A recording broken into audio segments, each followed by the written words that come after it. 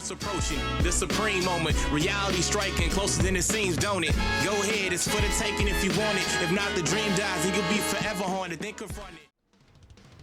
What's good? I've had a couple people request this, so I was actually working on this in the meantime. So this is going to be the 100% showcase for the free-to-play third form Ahms unit. This guy's actually pretty good and good supporter, but also has the ability to do some decent damage. So as always, let's cover the stats and then we'll go from there. Again, this is a free-to-play unit, extreme agility type, leader skill is extreme type, Ki +2, HP attack and defense increase of 40%. It would have been nice if the leader skill was a little bit higher, but it is what it is. Super attack will cause supreme damage to the enemy and also lowers both attack and defense, so somewhat helpful there. Passive skill is attack and defense increase of 50%. And then extreme type allies get Ki +2, defense increase of 30%. In addition to that, artificial life forms category allies get attack increase of 30%. So pretty decent boost overall from the passive, especially with artificial life form category allies. In terms of links, you are looking at loyalty, that is +1 Ki. Metamorphosis is 5% HP recovery.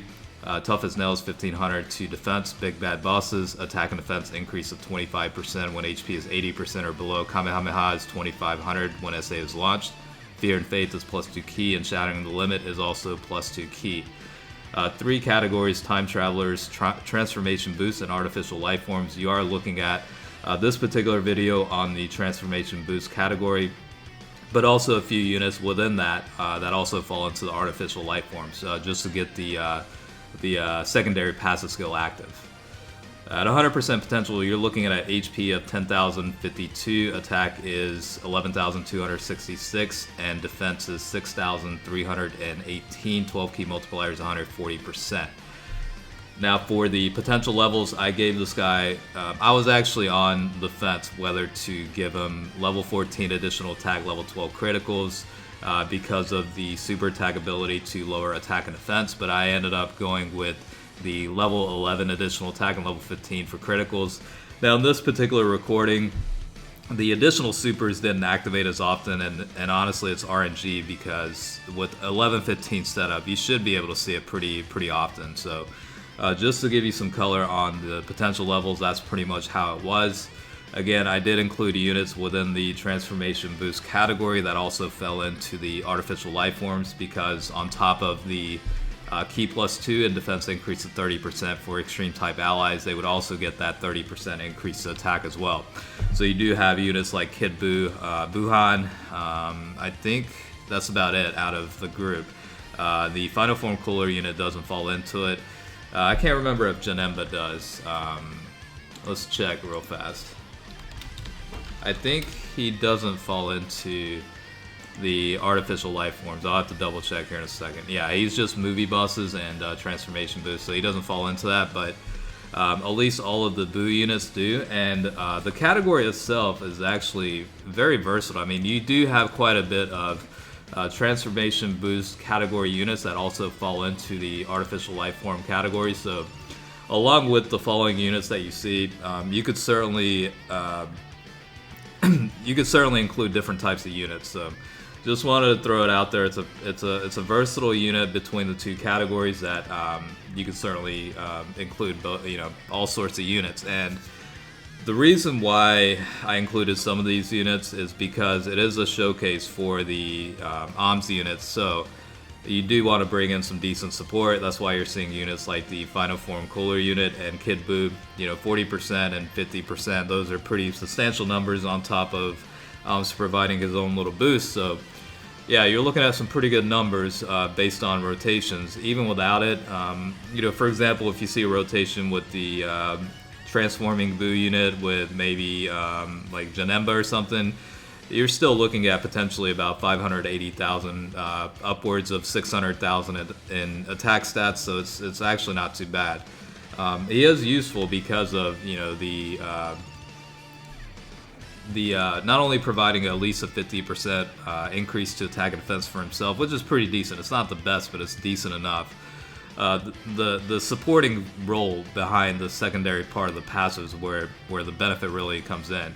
again, it does fall into 3 types of categories: time travelers, transformation boost, and artificial life forms. So even though you may potentially miss out on the artificial life forms category allies getting a 30% boost, you're still going to be able to provide a +2 key and defense increase of 30% for any extreme type ally. So it's in that regard, it's still, in my opinion, a pretty versatile unit. So you can certainly use him on a variety of situations. Now, he is obviously going to do his best when he's on an extreme type setup, where not only is he going to link up better, because of a lot of the links are based on villain type links. I mean, you've got a few that are outside of that, like I'd say Tough as Nails, Kamehameha, and Shattering the Limit are pretty common outside, regardless of super or extreme type. But you do also have big bad bosses, and Fear and Faith. Mostly those are extreme type links. But again, he's a versatile unit, so you could run him on a variety of situations. The other thing to note is the name is actually different before the Dokkan Awaken. So prior to the Dokkan Awaken, the name is Second Form Ahms. So you could certainly link the two together up. I'm not going to go through the process of maxing out both versions. I'm just going to keep with the one I have, but you could certainly do that if you wanted to. I don't know if it'll be that beneficial. Looking at the passive skill and stuff, it's extreme type allies, key +1, and defense increase of 20%. So I don't think it'll be as beneficial probably to utilize both the units. I think you're better off just using the Dokkan Awaken third form version, but either way, I think it's a pretty good free-to-play unit, and it's definitely worthwhile to at least, in my opinion, get to max SA and go ahead and unlock the paths. You don't necessarily have to invest the potential orbs. You could always make that decision later, but since the story event is available right now, you might as well just go through the process. You do get mission rewards out of it anyway by at least getting it to SA level 10, so I would go ahead and do that. Same applies for the Great Saiyaman. It's the one that Dokkan Awakens from Beat. So I'm actually in the process of working on the SA right now. So that's where I'm at with the Beat unit that Dokkan Awakens into the Great Saiyaman. He's pretty decent as well, but personally I wanted to test this guy out first because as you all know, I love running extreme type categories and teams. I just have more fun with it. That's just kind of how things are. So again, versatile enough unit. Links are pretty common. The beneficial thing about this guy is Shattering the Limit and Fear of Faith. Those are pretty good links. On the transformation boost team, you're going to run into an issue of activating big bad bosses. I try to activate it as much as I could, but you do have a lot of recovery abilities within this team, especially with the Boo units. So that is one of the drawbacks of running a transformation boost team. Now, I thought about running the artificial life forms category team and actually let Ahms passive benefit everybody on that category, but excuse me. I really wanted to run a transformation boost team, honestly, because I just love that category.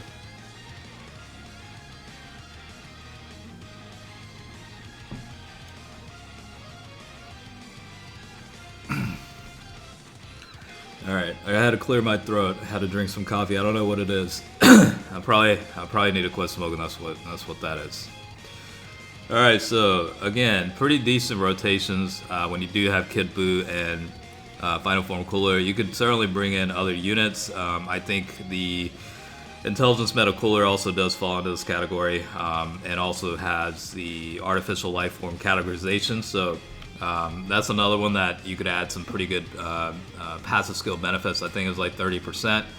And Key Boost, again, he does fall into the Artificial Life Forms category. I thought, yeah, he does. So I'm looking at the list of Artificial Life Forms categories, and you've got units like the Transforming Baby or Super Baby 2. That unit does fall into both categories as well. Other units, I guess. I don't know. I'm looking at the list, and there's quite a few. Like the Agility Meta Cooler. I think let's see who else is on here. Yeah, the Tech Perfect Cell is also one that falls into both categories as well. So the intelligence version of Kid Buu, instead of the physical type, that one falls into it as well.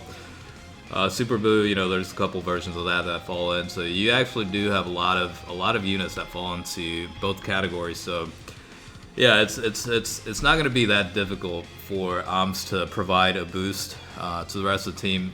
On all cases, attack and defense and Ki. And you can certainly run him like you're seeing right now, where he's on the 3rd slot and pretty much more or less a supporting type role. He can do some decent damage, but if you really want to use him as a supporting type role and include units on the rotation that do at least share one link skill, that's certainly a way to go. But I think with Big Bad Bosses active in the right rotations with Kid Buu and maybe Final Form Cooler, I think his attack stats could probably get to 1 million. I think. I'm not 100% positive. That's probably a possibility there. So unfortunately, Dokkan mode is going to be against a type disadvantaged Vegeta unit, but hopefully a critical activates and we'll see. I think there was a section, by the way, where the Buhan unit was able to collect a lot of Ki, and I saw attack stats of up to like 3.7 with the Ahms unit in the rotation, so he definitely does help him out in that regard. Yeah, so 1.3 million with the crit Dokkan mode against type disadvantage. Both attack and defense gets lowered as well, so over time you're going to see the benefit with that. Alright, so I'm going to wrap things up. This is pretty much the showcase for the 100% potential free-to-play Extreme Agility Ahms unit. In my opinion, he's pretty decent. Definitely go ahead and farm that while you can. Alright, as always, I appreciate you watching, and I'll catch you guys later.